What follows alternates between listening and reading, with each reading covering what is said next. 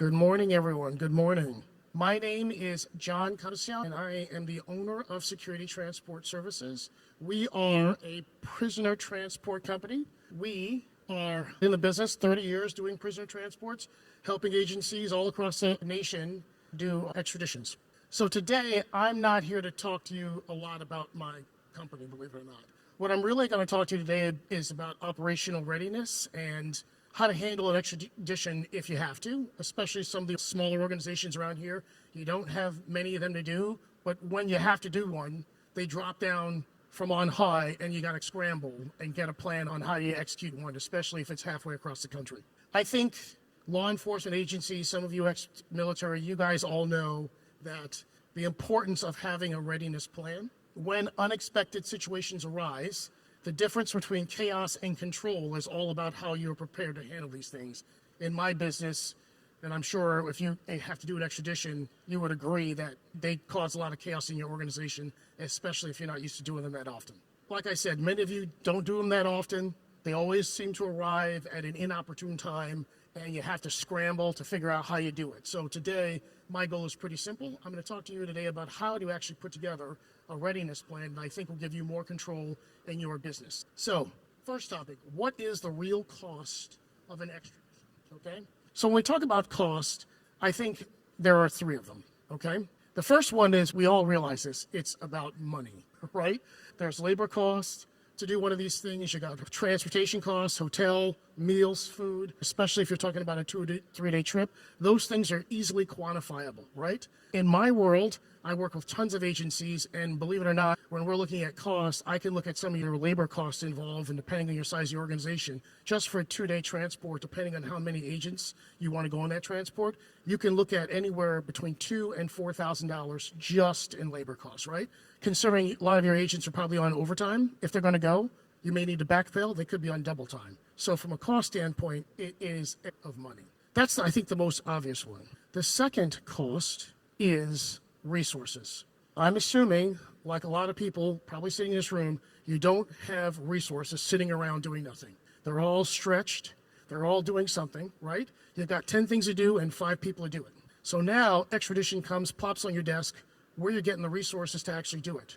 Are you canceling vacation? Are you canceling training?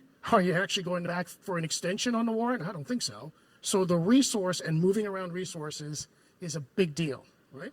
The last cost, which again, I don't think people really take into account, is time. There's a scene from The Matrix, right? How can you have time if you don't make time, right? The idea of, like, you don't have anything to do today and all of a sudden you got to do this thing. Who's doing the planning? Who's trying to figure out where the resources go? How is this all working? It takes time, and time is something we don't have in our life, right? So having this readiness plan, in my opinion, helps you try to control, or like I said, maneuver around these three costs that affect your worlds every day. Because, like I said, it's all about dealing with this uncertainty, and you'll be able to handle that uncertainty a bit more if you have a readiness plan in place. So after we understand, I talked to you about the three costs involved: money, resources, and time. I've talked to you about why this thing is a pain in the neck to do, because they come out of nowhere and you got to drop everything to do it. Now, let's go through a scenario here, okay?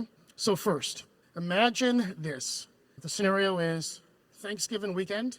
It's Monday. You and I both know people have put in already their vacation time. A warrant pops on your desk, and they say you got to do it the following Monday, and you got to pick it up that day. And your team and you decide, you guys understand, this thing is going to take 2 or 3 days. Someone has now got to stop what they're doing and plan out who's going, what hotel they're staying at, how we're doing it, air or ground, right? That's going to cause a huge disruption in your organization, just the planning, because it comes out of nowhere. Having that readiness plan in place, in my opinion, will help you control all of the unknown involved in that. How do you execute this thing at the last minute, given that you've already planned and already had vacation time already set up for your organization? It's a kind of a pain in the neck. The plan, putting a plan in place, in my opinion, really helps you control the things that you say are uncontrollable. So, what's the solution? The solution is actually pretty easy and pretty clear. It's a 4-step readiness plan that will help you get control. Step number 1, you evaluate and find prisoner transport companies like myself. Currently at this convention, there's actually 3 of us here. right? Find one of them and go talk to them. After you find them, you're going to then evaluate which one you want to use, or it may be all three, because we actually do things a little differently. Those steps are the kind of one-off. The third step and the fourth step is the thing that you're going to repeat all the time.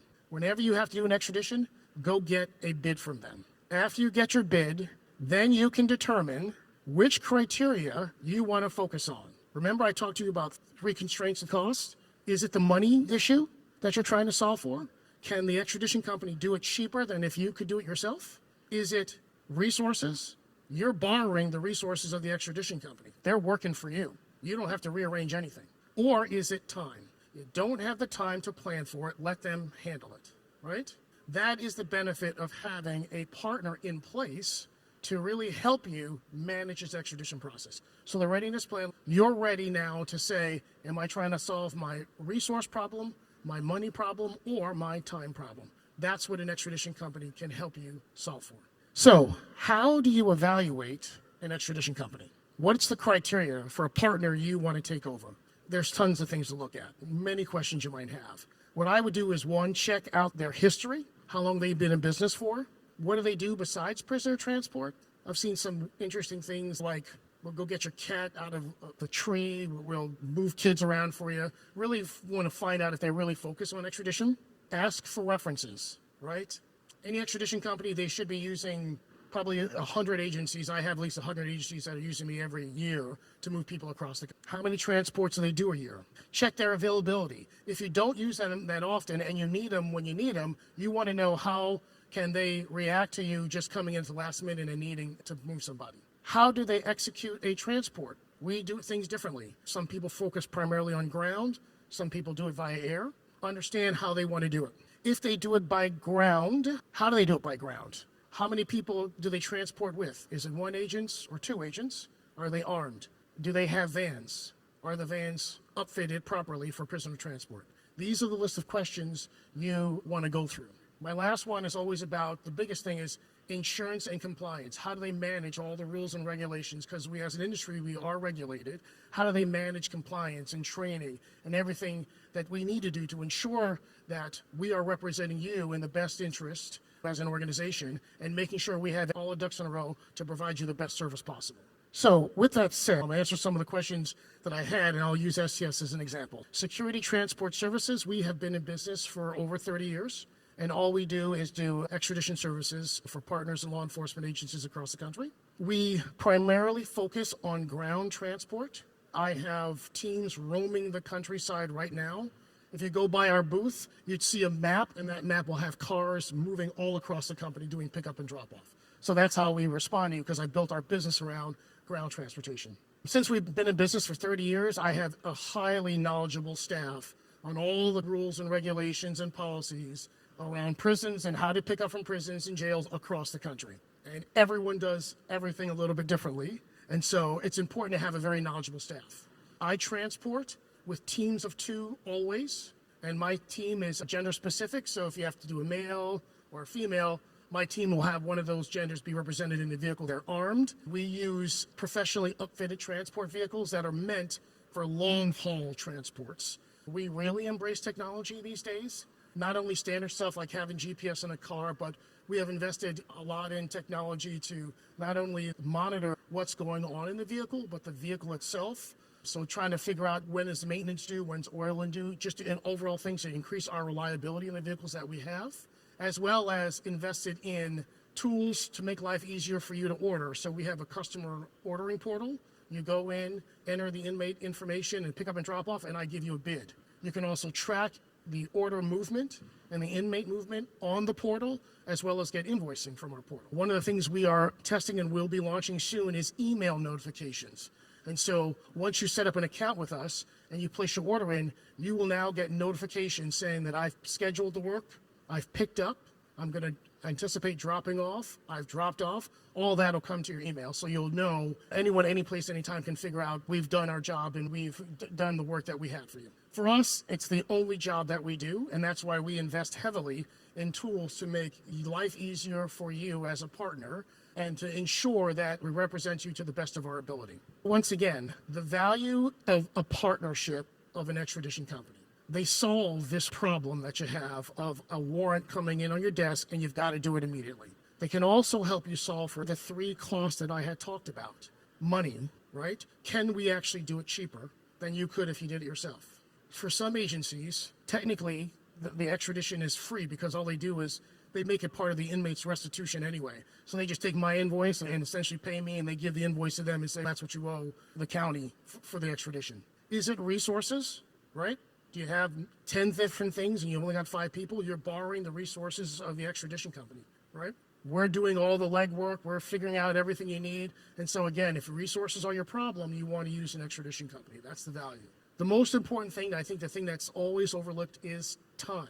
When you submit your order in, that's all you do. My team plans everything. We find out the medical condition. We handle logistics. We got to make sure we're picking up and dropping off on time. Time is what we give you back in your world. No one has enough time to do anything. We give it back to you. Having an extradition partner gives you all the flexibility in the world and solves those 3 costs that I had talked about. So let's talk about some concerns that you might have. The first one is, I don't do these things that often. Why do I need a partner? And that's exactly why you need an extradition partner. Because if you don't do them that often, it takes more time to plan it out. Who is going? How are we getting there? Where are the hotels? Where are we staying overnight? It takes a lot of planning if you don't do it that often. With the right partner, they do all the planning for you. They make life easy for you. The second thing I hear is just the opposite of that. I have an extradition team. There are 6 people in it, and I do it myself. I say, congratulations. You got a team. But I'm also going to say that means that you have available resources to deploy and do something else with them. So I work with a number of agencies that have 6 people in extraditions, and what they've determined is that group will only go out within 300 miles. So essentially that group does all day trips. Anything greater than 300 miles, they'll call me up and do it.